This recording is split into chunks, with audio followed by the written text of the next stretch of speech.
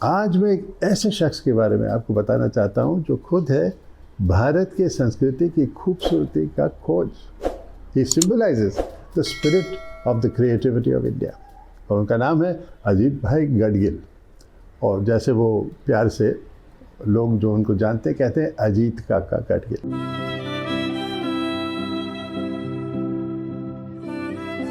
Ajit Kaka owns one of the best known gold and diamond jewelry making concerns organizations in Maharashtra.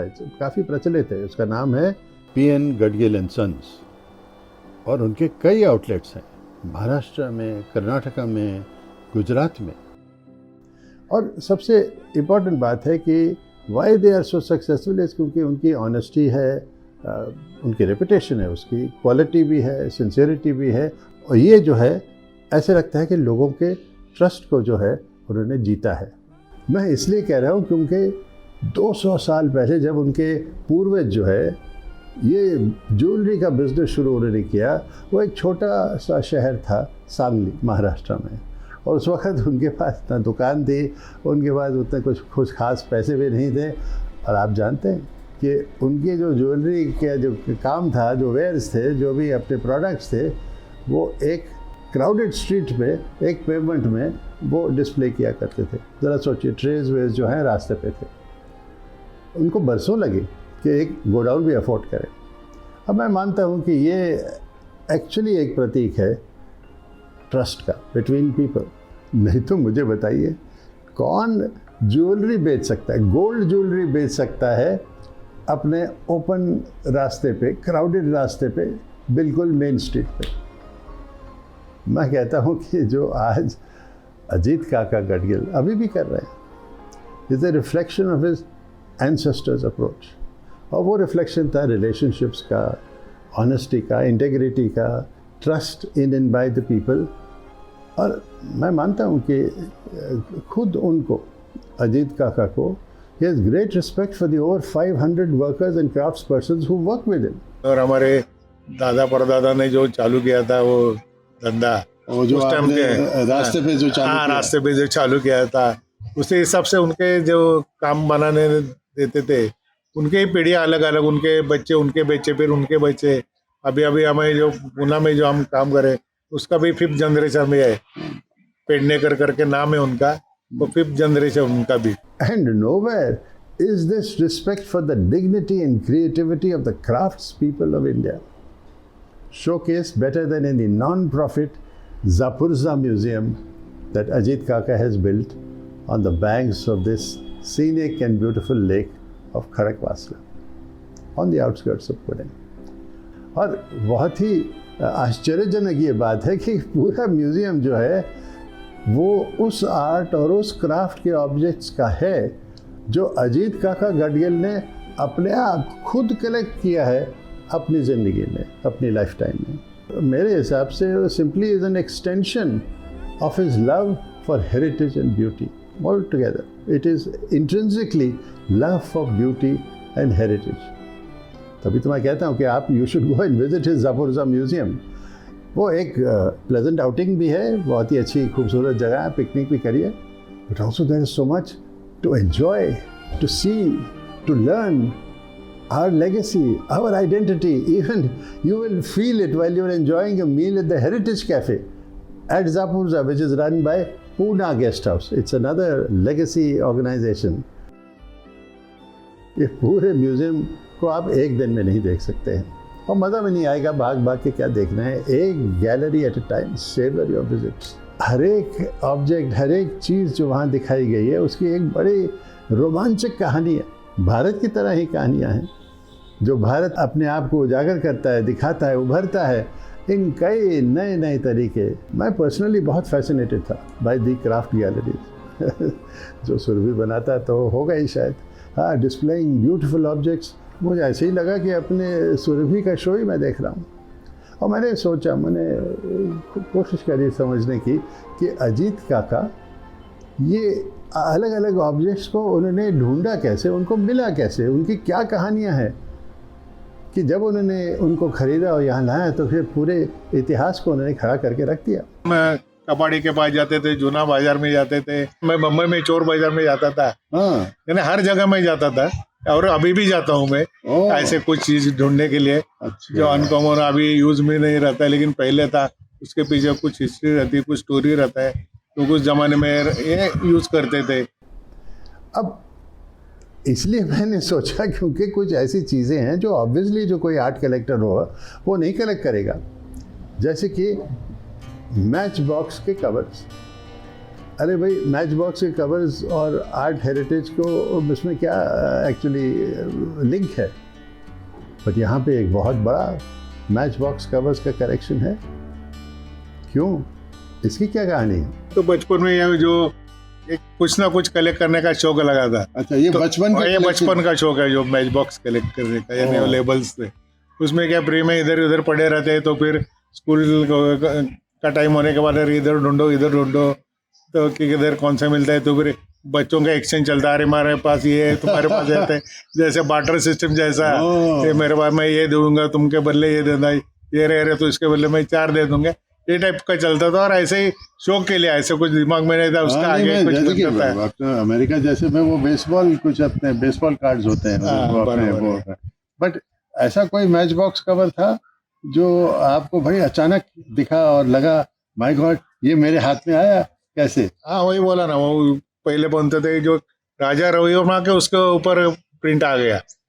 Match के box के ऊपर राजा रविवर्मा का print पे है। अभी देखिए ये मेल हो गया ना। हाँ, वो एक आर्टिस्ट है और मैच बॉक्स में भी वो आर्टिस्ट का है, तो मतलब it is showing the collaboration of what you might call folk art और you know common art, people's art.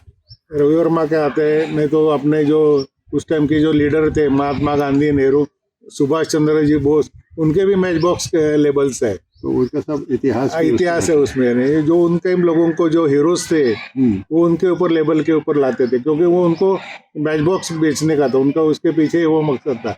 अब while it is natural to assume के कलेक्शंस तो होंगे, as I said, of exquisite jewelry कुछ galleries में है अभी, but did we know that even horses were part of that jewelry fashion show? यानी कि there is an entire section of horse jewelry. वो जो राजा यानी जो बड़े बड़े जमींदार थे, सरदार लोग थे, वही बनाते थे, लेकिन उनको लगता था आपने जो हम जैसे ज्वेलरी पहन रहे, हमारे घोड़े हाथी भी ज्वेलरी पहन ले। हाँ, और उनके उसके ऊपर प्रेम भी था इतना। अच्छा। हाँ, वो दोनों, यानी वो भी दिखने भी अच्छे दिखने दे कि ज्वेलरी पहनने से लोगों को अच्छा महसूस होता है। अच्छा। तो उनके जो जानवर नहीं करते तो उनके जो करीबी लगते थे उनके, अच्छा, वो हाथी और घोड़ा, उनको भी ज्वेलरी पहनते थे। अच्छा, तो बनाते कौन थे? वो अपने कारीगर जो उनके, यानी कुछ खासियत उसके जो पुराने टाइप के जो डाइज वगैरह थे वो थोड़े अलग टाइप के थे। कैसे मतलब? यानी वो थोड़े से बड़े साइज के थे थोड़े। जो बीड्स बनते थे अपने इधर छोटा बनता था, उनके लिए बड़े बनते थे। उसका माला बनता था। उसके ऊपर जो बीच में सिक्का डालते वो भी बड़ा साइज का बनता था। मतलब ऑर्डिनरी कारीगर भी वही कर लेता था, काम करते थे। क्योंकि जैसे कि आप देखें कि घोड़ों को देखने के लिए अलग डॉक्टर होता है और मनुष्यों को देखने अभी कोई खास रहते हैं लोग कि यार ये सिर्फ ज्यादा उसमें घोड़ों का ही ज्यादा बनाते थे ज्वेलरी। और बड़े फैसिनेटिंग डिस्प्लेज हैं जहाँ पे आपको लाइव डेमोन्स्ट्रेशंस में मिलेंगे, जैसे कि वो आटा पीस रहे हैं अपने पारंपरिक तरीके से। हिरव्या केळाचं कोण करील रायत, बया ग वाचून कोण वाढील आयत। वहाँ आउटडोर शोज भी हैं, इंडोर शोज भी हैं, क्योंकि उनका ओपन एयर थिएटर भी है, ऑडिटोरियम है। There are galleries of textiles.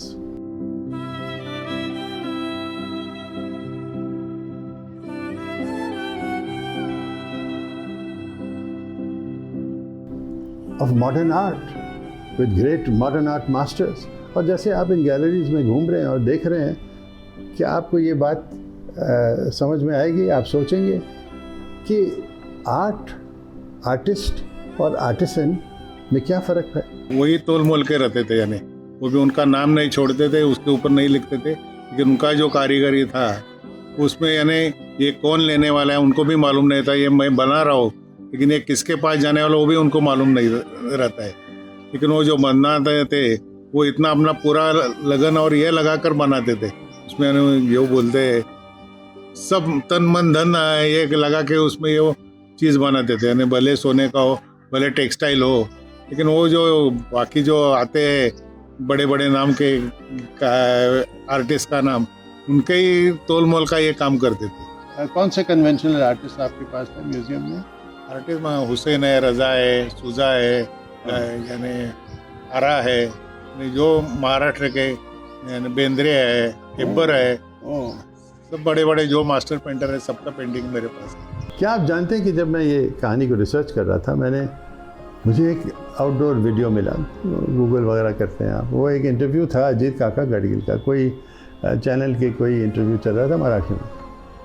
अब इंटरव्यू के दौरान ये आउटडोर में कर रहे थे, बारिश आने लगी। आपण थोडं पाऊस आल्यावर मध्ये जाऊ. अब अजीत काका ने कोई फस नहीं किया, कोई अपने शर्ट वर्ट नहीं चेंज की, इंटरव्यू नहीं रुकाया, कुछ नहीं, बिल्कुल नहीं। वो बस आराम से इत्मीनान से ही completed the interview, during the course of which, लंबा इंटरव्यू था, तो शर्ट तो सूखी गई अपने आप। This is the simple down to earth nature of this man. He is one with the people, with the earth. Even the name of the museum is magical. नाम भी बड़ा इंटरेस्टिंग, मैजिकल, रहस्यमय नाम ऐसे लगता है। जापुरजा भी कुछ ऐसे ही है, उसके अलग अलग इंटरप्रिटेशंस हैं।